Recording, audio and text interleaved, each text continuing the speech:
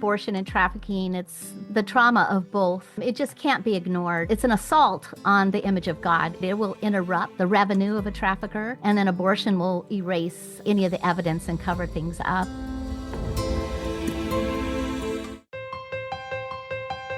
Welcome to Straight Talk on Life Issues. I'm Victor Nieves, president of Life Issues Institute. Thank you for joining us today. The Super Bowl is the most watched sporting event in the United States. Leading up to mega sporting events like this, there are a plethora of media stories warning about the spike in sex trafficking. However, it's important to keep in mind that this is an issue that happens 365 days of the year, not just during major sporting events. It's also important to dedicate resources, understand the difference between willing sex workers and sex trafficking victims, and of course to combat this crime year-round. Today we'll be speaking more about this with two fantastic guests. First joining us is Laura Hughes. She's a speaker, teacher, human rights activist, and the author of Choose Zoe. We're also joined by Lisa Thomas. She shares an incredible testimony of how she went from a crack house all the way to a state house, serving on a Senate subcommittee, and she believes that there is hope for every life and loves sharing that hope with others. Well, Lisa and Laura, thank you both so much for joining us today. Great to be here.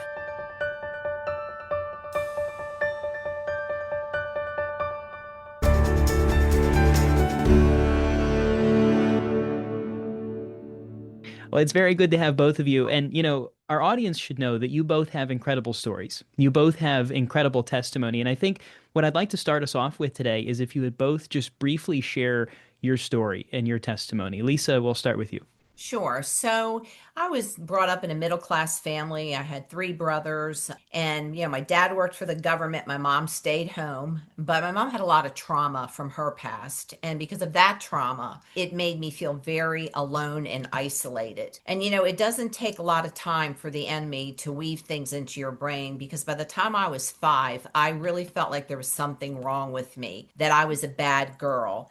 And because of the relationship with my parents, I felt like God didn't like me either. I thought he made good people and bad people, and I just happened to be a bad person. This is 5 years old.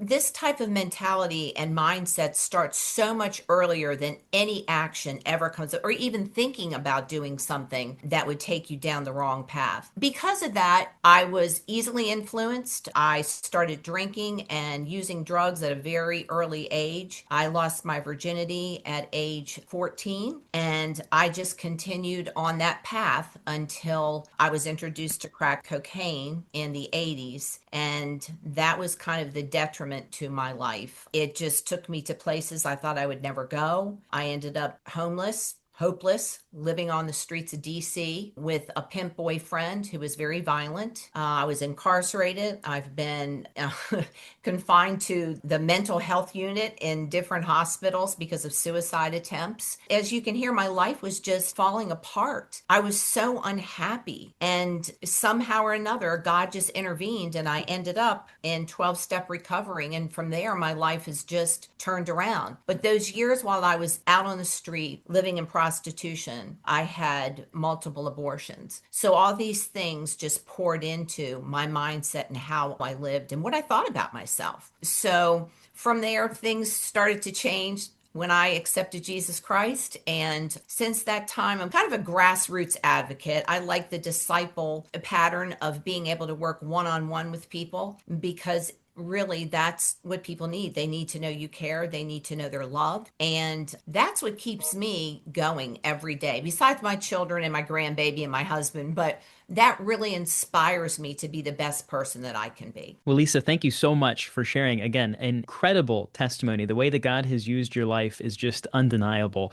Laura, if you'd share your story with us. Sure, Victor. Wow, Lisa, that's quite the story of redemption. I love those stories. They give hope to so many who may be entrapped, in sex trafficking or in the reality of their past abortions. And so I'm really happy at what God's done in your life. And as for me, I was raised in a very ideal Catholic family. I was the youngest of 8 kids and got pregnant the very first time when I was 15. And that's really the story that I share the most. My mom said, "I'm going to tell Dad that you're pregnant when I pick him up from the airport." And so I went and hid in the church parking lot, me and my boyfriend, and I kept hearing the radio. And then over that, I would hear my dad's voice saying, a baby is a blessing, a baby is a blessing. And that really gave me courage to go home. And, I remember walking up this really long driveway in Billings, Montana, and I put my hand on the doorknob and I was like, please, God, let my daddy be asleep. But then I opened up that door, right? And there sits my dad. And he used to sit in this green velvet chair and he wore pop bottle glasses. And he just came up and he put his arms around me and said, I love you. Mom said you're going to have a baby. We're too old to raise another child. So all I ask is that you pray every day what's best for your baby, whether it's adoption or parenting with our help. And then he kissed me on the forehead and said, now get to sleep. You got school in a couple of hours. And that seems to be the story that really resonates. And that led me to a pregnancy resource center, just like my mother volunteered, my daughter, a couple of my sisters. And so I really love the pregnancy clinic work where we can really help people because bottom line, most people do not have parents like I did, and they need the support. You go a little bit further in life, and my daughter that I was pregnant with at 15, she let me know that she had had a secret teen abortion. And then I was in a total fetal position. Just that's my first grandchild. And knowing what she'd been through at Planned Parenthood, the havoc it had caused in her life. She also went to the 12-step program for Celebrate Recovery. And we recently co-wrote Redemptive Love, which is a 12-week study for churches, PRCs as well, safe homes, where women can unpack the abortion trauma and find not only healing, but restoration, where they can, live unashamed and restored. One of the other things that really is passionate in my life is with child trafficking and online sexual exploitation. So I am an advocate in a safe home. There's 37 little girls. They've all entered under the age of 12, the youngest at just 12 months. And so I'm very passionate about that. And, it's a really big deal now with trafficking that the trafficker will sometimes allow one child. And so then the child can be used as a pawn. It's really terrible.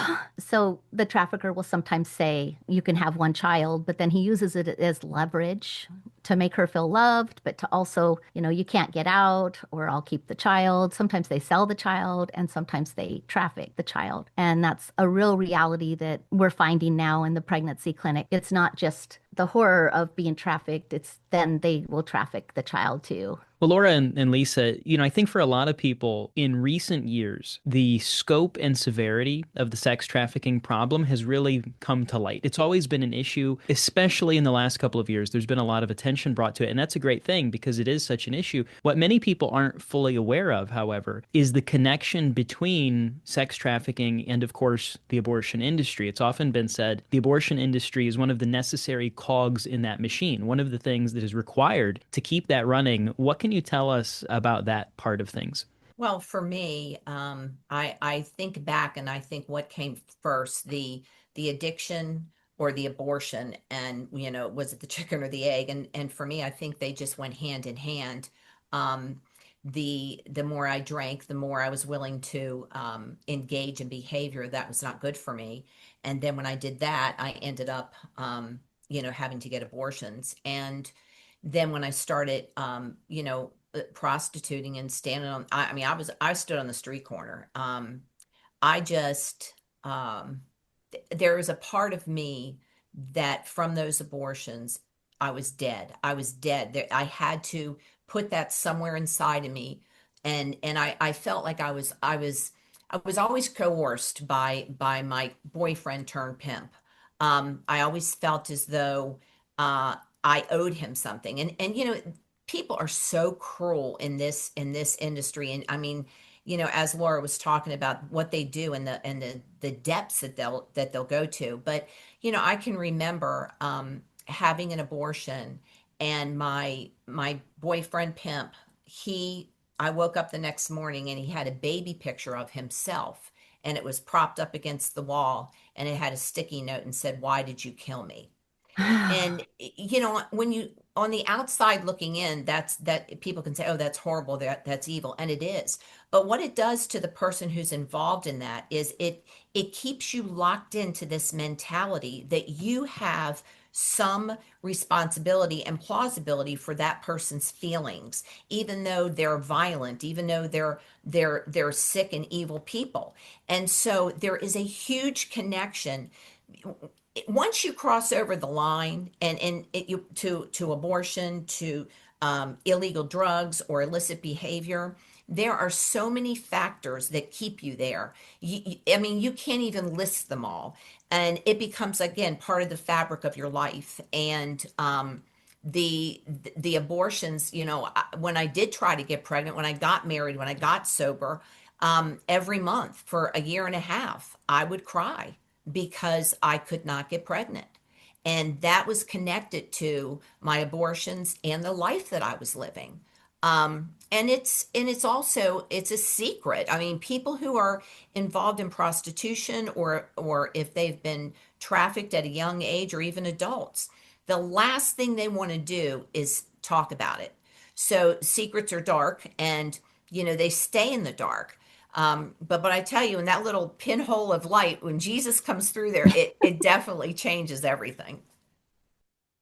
Laura, It what sure would you add does. to that? Well, I think about, abortion and trafficking. It's the trauma of both. It just can't be ignored. It's an assault on the image of God, either way that you look at it. And, pregnancy, right, it will interrupt the revenue of a trafficker, and then abortion will erase any of the evidence and cover things up. And the women that have been trafficked and the women that have had abortions, they both kind of speak the same language. There's the shame, there's the disassociation, there's the depression, drug addiction, and the loss of identity is really huge. And so when I think about, just all the things that coincide, the biggest thing that I think coincides with abortion and trafficking is coercion. Coercion to get the woman trafficked, coercion or forced abortions, it's always said, like all of the women say that word over and over again. And so they have to really learn to trust again and to be able to get the therapy and the help that they need. And when it comes to coercion and forced abortions,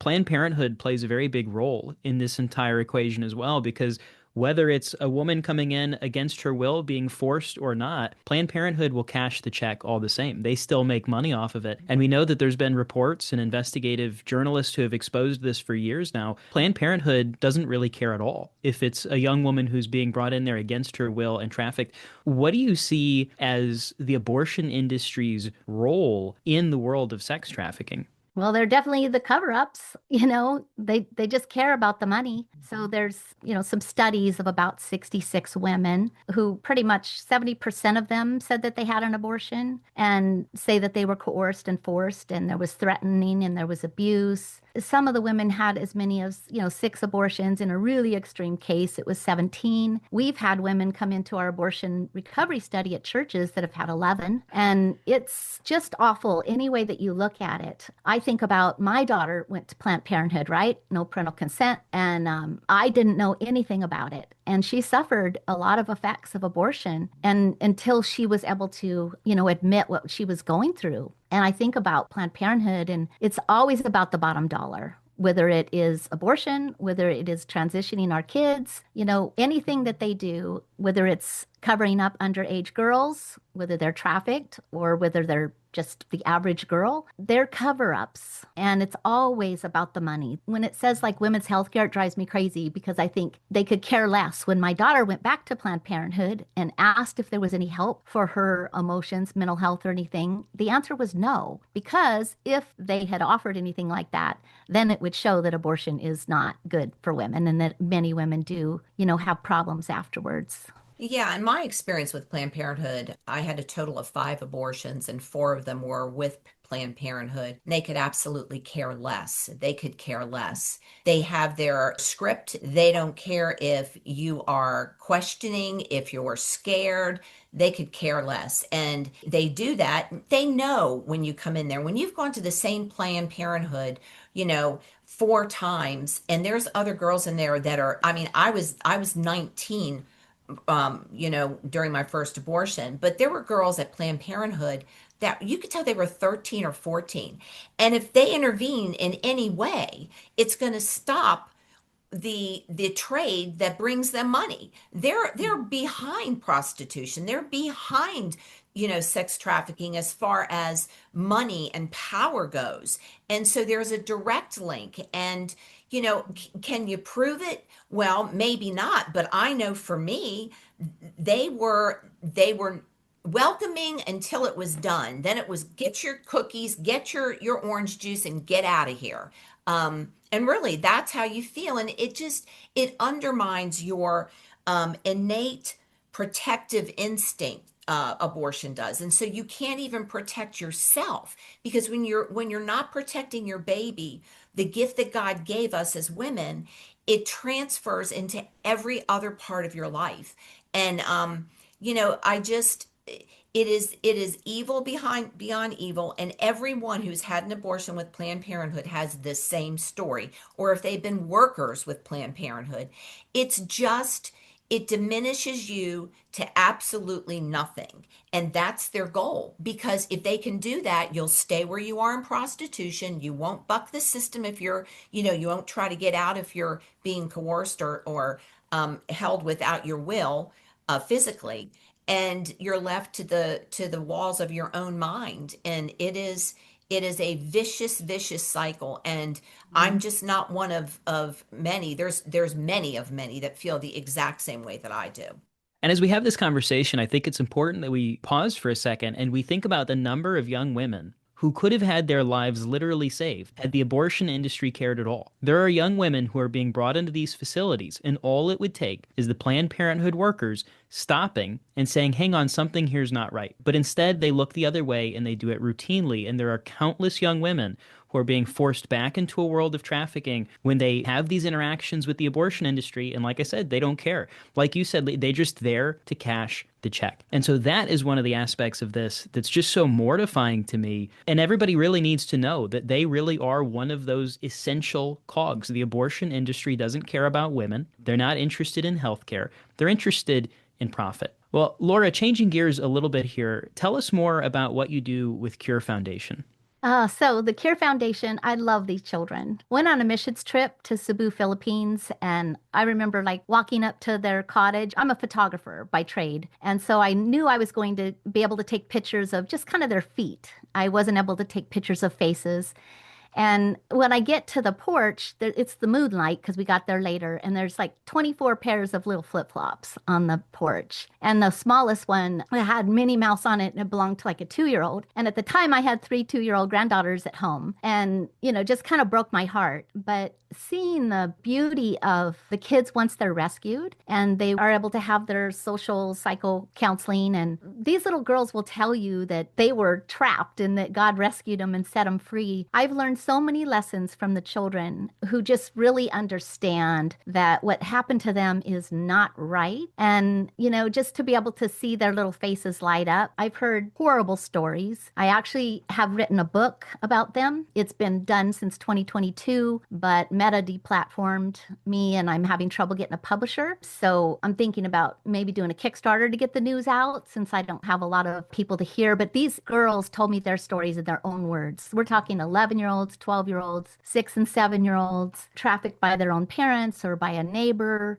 When you're really young, it's usually a family member. And there's so much grooming and exploitation on all of our social medias. And so I've covered a lot too on these kids are trafficked online primarily, online sexual exploitation, sometimes known as CSEC. And to see just how the groomers get the kids, they do the videos, deplorable videos. There's sick people that, they abuse, they torture, sexualize these children and for pure profit, for money and videos.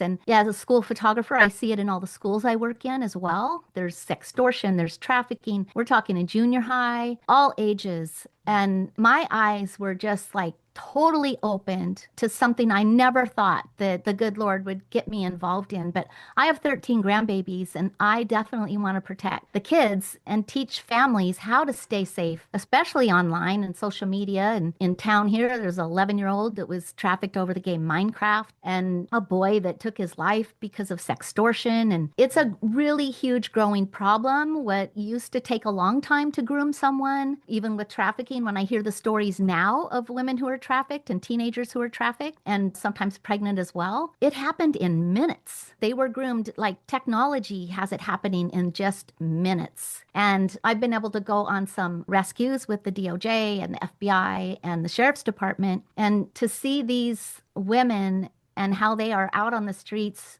being trafficked. And one of the girls was 15. And I said to her, "Do you know about the girls younger than you?" And she said, "Well, they keep them hidden." And this is in Sacramento. So it's right here. It's in every state, the sexualization of our kids and online sexual exploitation and child trafficking. But what I love about the Cure Foundation, and we're actually starting Cure USA here in the States, what I love is that the girls live there. They live there, they go to school there, they learn about the gospel. They started a band, it's called Gold, and they said that they're not rocks you can pick up on the side of the road and just kick them down the street. They're actually gold, they're worth something, and you have to go looking for them. And so they've written songs about being precious and being made in the image of God, and it's the incredible joy. It shocked me when I read their stories, but then to see their restoration and the redemption in their lives and how they are healing and being restored, it's quite addictive to see. And it's really, really beautiful. They're just precious girls. I love them so much. Incredible. What are some of the things as this becomes a bigger issue? I'm sure parents are starting to wonder, what are some of those actionable steps that the rest of us can take to try and protect these vulnerable young people? Well, one of them is delaying their use of smartphones and even on gaming devices. There's child protections that are really good, but kids are really savvy and smart. And if they want to get on someone's phone, they'll just do it at school. And the predators are smarter than the parents, bottom line. They're on there searching all day long for who they can devour, who shows one little inch of maybe being, a vulnerable child. And this is happening in two-parent homes. This isn't just kids that are runaways or kids in the foster care system. This is happening to everyday average humans and to their children. But I think the number one thing that parents can do to protect their children is to have open communication and conversations with their kids. When they know that they can come to them no matter what. And I tell my grandkids all the time, if they're playing a game, I'm like, do not go into the messaging app. And if anybody ever tries to talk to you that you don't know, or if they ever show you a bad picture, of anything, like you would cover up with your bathing suit, you come and you tell. And I would never have a phone in a kid's room at night ever, or any gaming devices. Remove all of those and then at night. That's when predators know, okay, kid's going to be tired. They're going to be in their room away from their parents. And it's a really good time for them to begin communication. That makes sense. And one of the things that people have come to learn, we don't really think about this very often, those of us who, might not have had a lot of involvement in this topic in the past, is that big events, sporting events, things like obviously the Super Bowl. The Super Bowl is one of the largest days of human trafficking in the entire calendar year, but of course it does happen every day. What are some things about that people should watch for, whether they're at sporting events, maybe even the airport or things like that? What would you both say as a precautionary message in those circumstances? Well, this does happen right near power centers and tourism, and it thrives in plain sight. I think people need to open their eyes. It is not that difficult to see if you're looking for it. And, it's funny, but with my children, I contemplated when they were young, okay, how do I first tell them my story and how do I keep them safe? And I can remember when my son was in kindergarten, and he's 29 now, but when he was in kindergarten, I can remember sitting around the table at dinner and he said to me, okay, I want to know what sex is. He was in kindergarten and I had already talked to my daughter about it, to the level that she could understand. And I want her to understand, my past a little bit. And he said, well, my son said, well, why do people have sex? And my daughter elbows me and says, tell him the feel good part. And I said, they do this because it feels good. God made this so that we could love our spouse and have children. And I'm telling you, those words, just the truth, my truth, God's truth, the truth, I think has helped and guided them. And it certainly wasn't because I had planned this out. It was from the Holy Spirit. But there were things that happened in their life. Of course, things have ramped up now. It's totally different than when I was out there or even when my children were in school or young children. But just having had those conversations with them, and as we went forward, trying to explain to them the different aspects of my life and your mind and what people think, there are times that my son and my daughter came to me with very personal situations and said, I know this isn't right. I'm feeling bad about this, something I saw online or something that someone said to me, and I tell you, at that moment, I thought, God, if I've never done anything else, they have that switch in them that says, this doesn't feel right. This isn't good. And I need to tell somebody about it. I'd like to ask you both as well. What are some of the things you would like to see the government do? Elected officials, those who are in power, just a handful of things, because this is such a big issue. It would seem that there's got to be so much to be done, but that's in a way a good thing because there's an abundance of things I would think that they could start to do to combat this issue. What would you like to see them start with? Criminalize the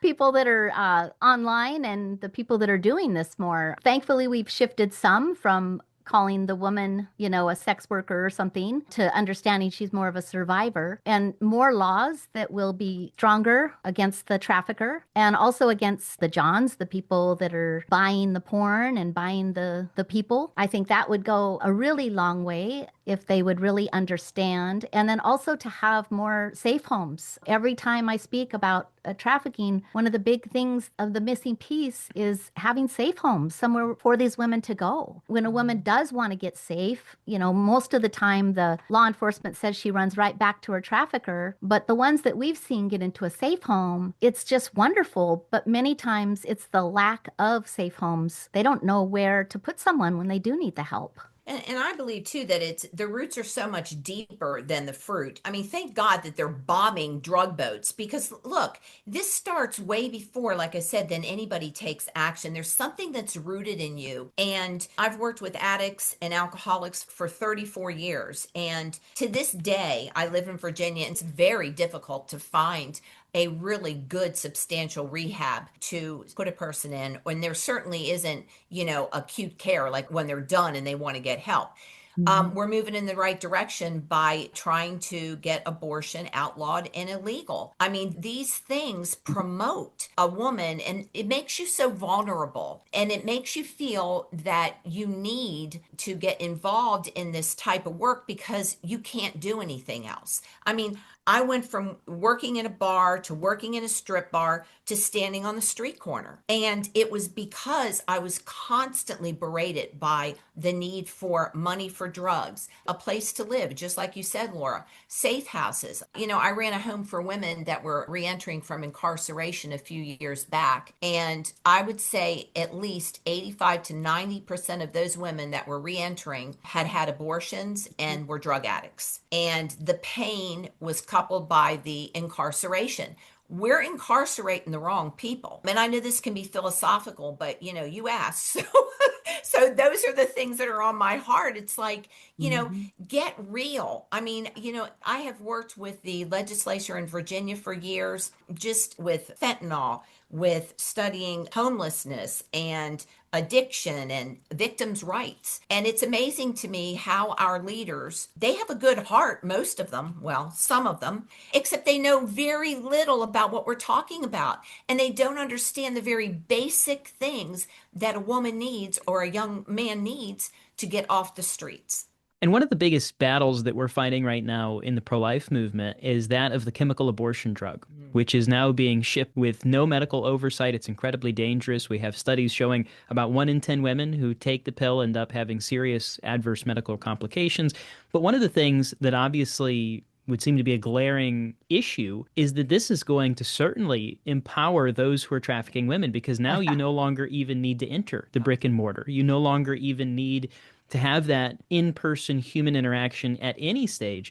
They can just put them in the mail. Do you both see that as a pretty big issue and something that is strengthening human traffickers? Big time. We even had just a short incident recently about a young lady at church. So she thought she had miscarried and she came to talk to us. And then a little while passes and her boyfriend had a new girlfriend. That new girlfriend got mad at him. That girlfriend came to her and told her that he had slipped the abortion drug into her drink. So she had not miscarried. And then she was like, now I've had an abortion. And we're like, you are not complicit to that at all. Like, he's done this. You've done nothing wrong. And I think about Sarah too. So Sarah was trafficked for about 10 years. She had an abortion when she was young.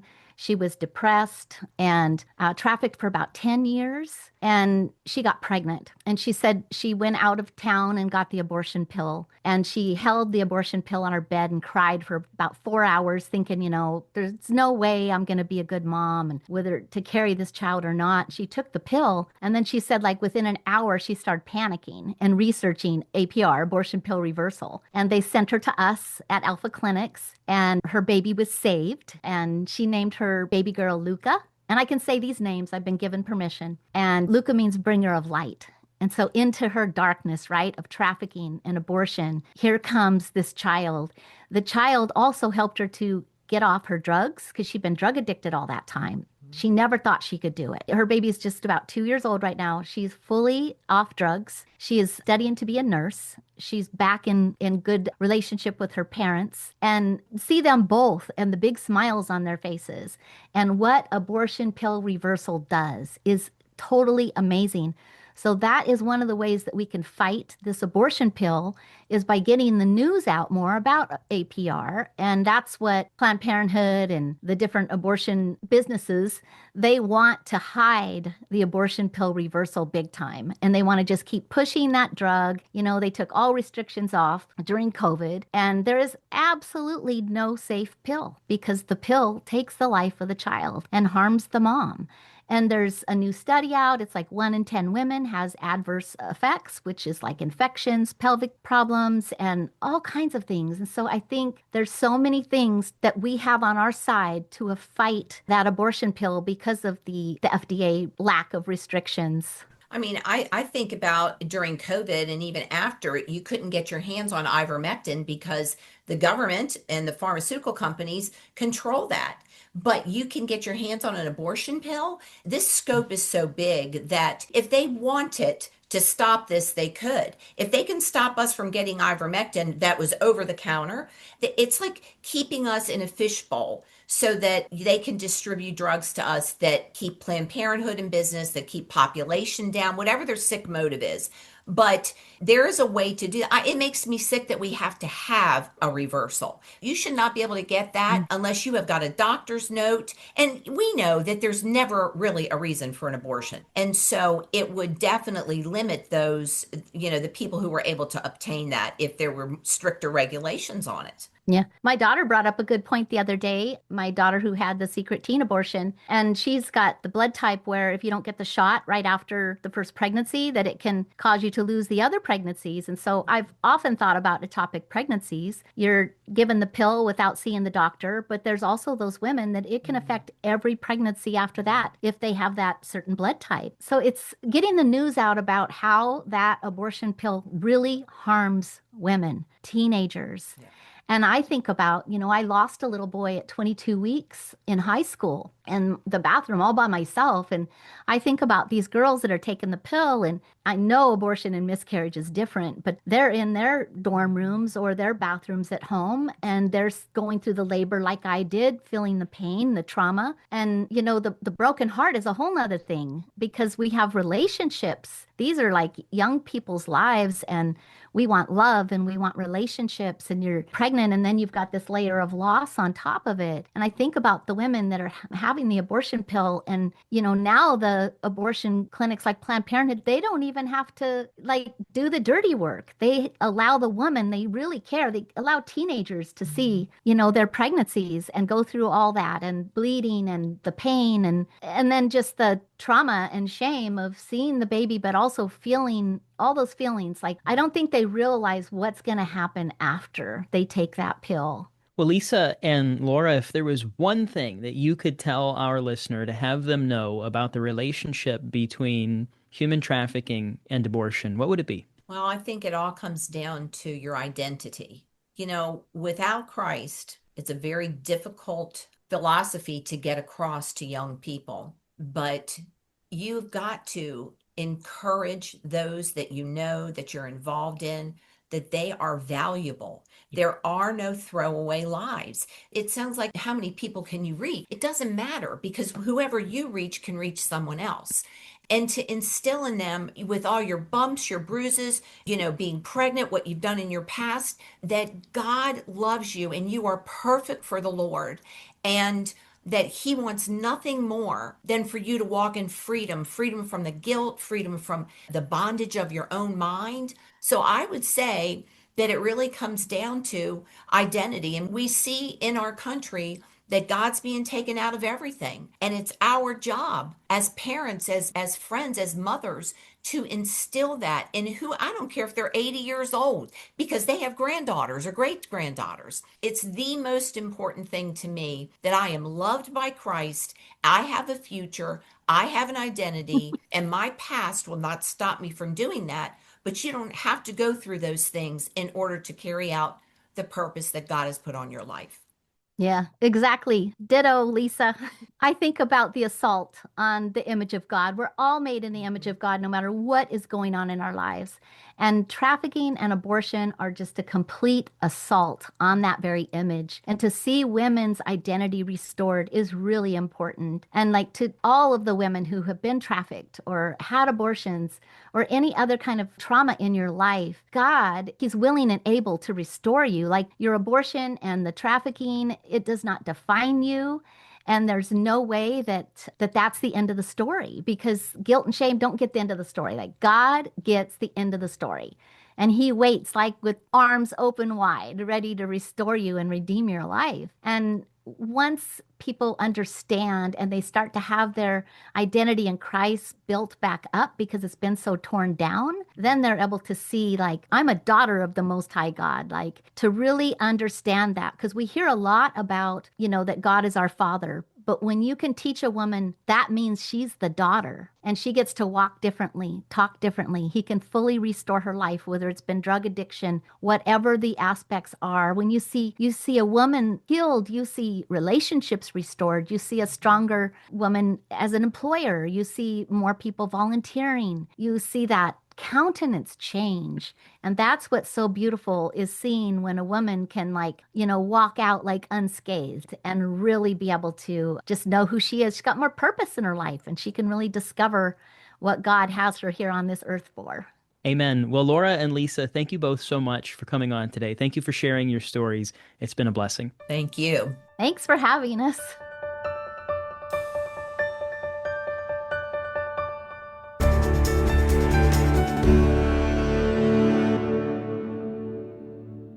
As more and more Americans learn of the severity of the sex trafficking operation that's happening not just in our country, but of course worldwide, it's important that we remember one of those essential cogs that keeps this horrific machine running is, in fact, the abortion industry. If it weren't for the abortion industry, there are so many women who would be saved from this evil, evil atrocity that we see plaguing our world. The abortion industry doesn't care to help these young people. They don't care about the interest or the health of these children. They only care about cashing a check. And they've become an essential piece of the operation that continues to victimize these poor children. To you, our listener, I want to encourage you to visit our website, lifeissues.org, where we have free resources and information where you can learn more about how you can combat the evils of sex trafficking and stop the abortion industry. Again, that's at our website, lifeissues.org. Be sure to tune in next week for another Straight Talk on Life Issues.